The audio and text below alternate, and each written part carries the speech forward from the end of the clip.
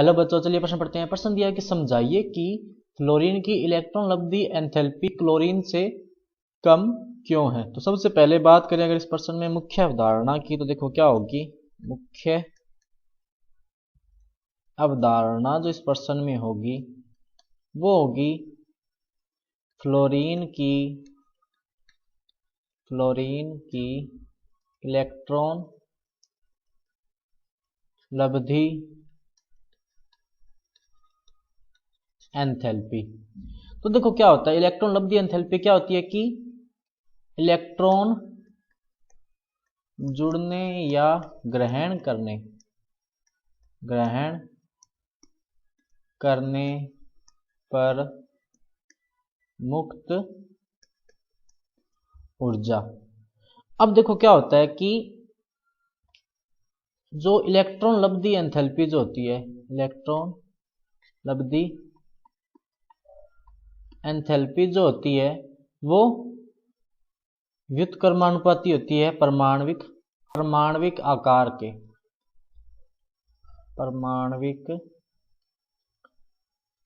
आकार से व्युत्क्रमानुपाती होती है। इसका मतलब आकार कम हो तो इलेक्ट्रॉन लब्धि एंथैल्पी जो है जो ज्यादा होनी चाहिए। इस हिसाब से फ्लोरीन की इलेक्ट्रॉन लब्धि एंथैल्पी जो है वो क्लोरीन से क्या होनी चाहिए थी, ज्यादा। क्यों? क्योंकि फ्लोरीन का आकार जो है, फ्लोरीन का आकार वो छोटा है किससे? क्लोरीन से। लेकिन ऐसा नहीं होता। और दूसरा ये भी होता है कि जिसकी विद्युत ऋणता ज्यादा होती है उसकी भी इलेक्ट्रॉन लब्धि एंथैल्पी भी क्या होती है, ज्यादा होती है। और इलेक्ट्रॉन लब्धि एंथैल्पी जो समानुपाती होती है किसके? विद्युत ऋणता के।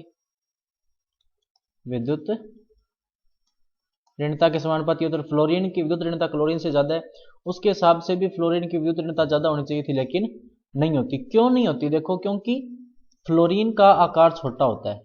फ्लोरीन का आकार क्लोरीन से छोटा होता है, जिससे क्या होता है ना कि फ्लोरीन पर इलेक्ट्रॉन घनत्व बढ़ जाता है। फ्लोरीन पर इलेक्ट्रॉन घनत्व बढ़ जाता है।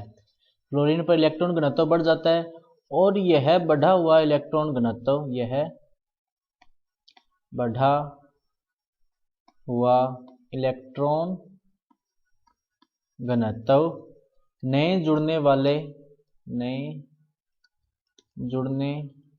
वाले इलेक्ट्रॉन पर प्रतिकर्षण बल लगाता है, जिससे फ्लोरीन की इलेक्ट्रॉन लब्धि एंथैल्पी कम हो जाती है। लेकिन क्लोरीन में जो ऐसा कुछ नहीं होता, इसके लिए इसकी जो इलेक्ट्रॉन लब्धि एंथैल्पी है वो क्लोरीन से क्या होती है, ज्यादा होती है। तो बच्चों ये था आपका उत्तर। मैं आशा करता हूँ आपको समझ में आया होगा। धन्यवाद।